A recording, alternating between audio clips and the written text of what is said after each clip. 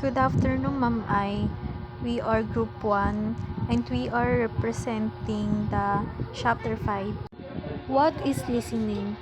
Listening is defined as the active process of receiving, constructing, meaning, and responding to spoken or nonverbal messages. So, listening is an active process that goes beyond simply hearing sounds. It involves receiving, which is you take the speaker's words or the nonverbal cues, katulad ng body language or tone of voice. And after receiving the context or words, you have to interpret this. Interpreting the message based on your own knowledge, experience, and understanding of the context. And after nun, lastly is you have to respond to the words you receive and interpret. So yung responding is also known as feedback. It shows kung ano yung naiintindihan mo by acknowledging their message, and pwede din mag-ask ka ng clarifying questions or sharing your own thoughts and feelings. Listening for information. Listening for information requires listener to get facts, knowledge, ideas, and opinions from others. Listening is when an individual is listening to learn or understand something. Example, may sinasabi sa'yo ang isang tao, so kailangan mo pakinggan o unawain ang sinasabi niya. Critical listening involves assessing the ideas of the speaker.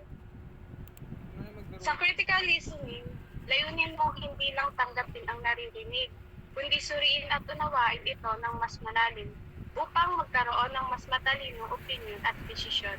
Listening for enjoyment. This is the type of listening which appear to learners enjoyment the topic being delivered since they are not motivated to assess, evaluate, consider, or to make decision.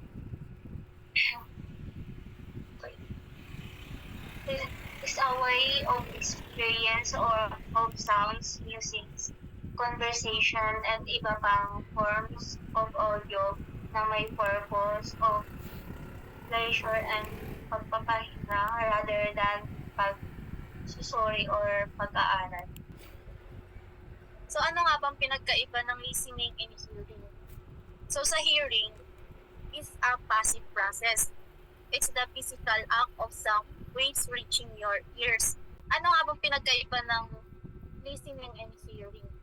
So sa hearing kasi, it's the physical act of sound waves reaching your ears. Kung baga, naririnig mo lang siya, like yung tunog ng busina or kaya yung kunin ng ibon. Wow.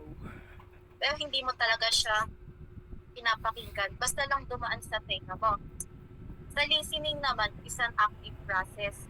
It involves focusing your attention on the speaker.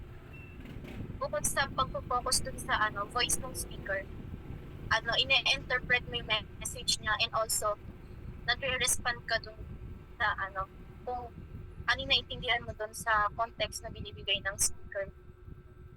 Imagine a friend telling you about their day. And you might hear their words, but you're not really listening unless you're paying attention to what they're saying, trying to understand their emotions and responding appropriately.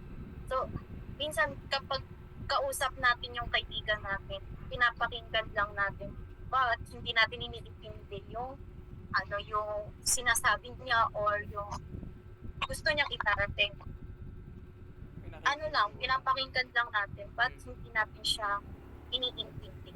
Yun ang pinagkaiba ng hearing saka ng listening. Hearing allows one to identify and recognize object in the world based on the sound they produce. Dito, pinoproseso ng utak ang mga signal at binibigyan tayo ng kakayanang makilala at maunawaan ang tunog na naririnig natin. Understanding naman, dito pwede din tayo magkaroon ng comprehension sa pag-intindi ng mga sasabihin ng kausap natin dahil hindi mo siya naintindihan or hindi na-explain. So pangatlong stages ng effective listening is remembering. Kapag remembering kasi, after you heard the context and understand this, you have to remember the important details and also the main points of the context or the words na sinabi ng speakers. And after that, you have to interpret the message. Kung ano yung meaning nito, and also after, i-evaluate mo. So, after mo matanggap yung context, you critically assess the message or tinitignan mo yung accuracy, validity, and relevance of the information na natanggap mo. And lastly, respond.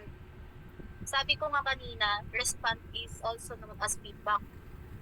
So dito, from its word response, sagot ka dun sa message na natanggap mo. Kung anong pagkakaintindi mo dito, mapa-verbally man or non-verbal or through actions. Hindi mo lang basta pinapakinggan yung speaker, yung sinasabi ng speakers, but also to understand their point and what you have to respond to them. Like, ano yung naintindihan mo ba dun sa context or words na gustong iparating ng speaker. So before listening to a lecture or a speech, there are different situations you should to be considered. The number one is set a positive attitude. Napaka-important dito to gain the interest of audience. Kapag kasi nakita nilang positive lang yung pinaparating ng context, mas nagkaka-interest dun sa mga speech na pinaparating mo. And number two is avoid prejudging the lecturer or a speaker based on personal appearance or past experience. Ano siya, if may nakita man kayong speaker and sa tingin mo parang iba siya kasi nga naman is walang ginawa niya. Kasi naman sikin.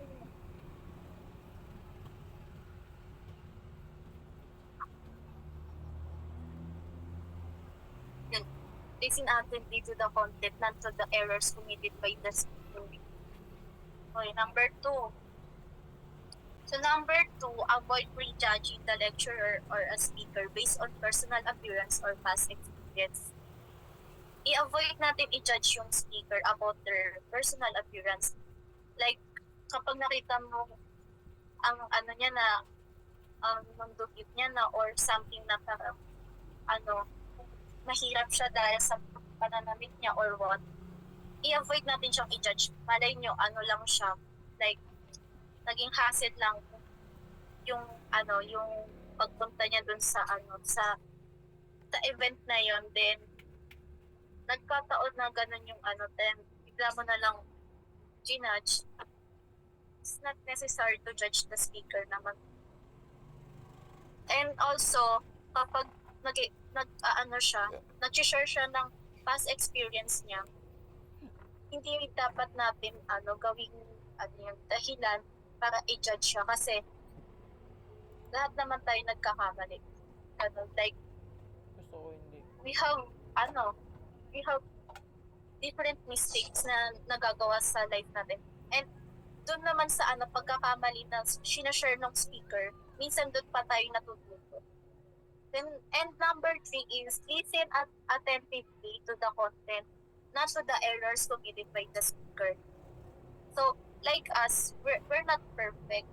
So, if the speakers nagkamali man siya, may error siya dun sa niya, sa pagkaka-deliver dun sa speech niya, hindi kailangan na i-judge na natin siya and mag-focus na tayo dun sa pagkakamali niya. But, dun tayo mag-focus dun sa pino-point out niya kung ano man yung gusto niyang i-point out na na dun sa niya, context na. Beyond active listening, ito ay tumutukoy sa pagpapakita ng buo at malalim na attention kapag may kausap tayo. Hindi lamang sa simpleng pakikinig ang mga salita, kundi ang pag-unawa at pagpapakita ng interes nakausap. And number 5, list down important points you wish to clarify.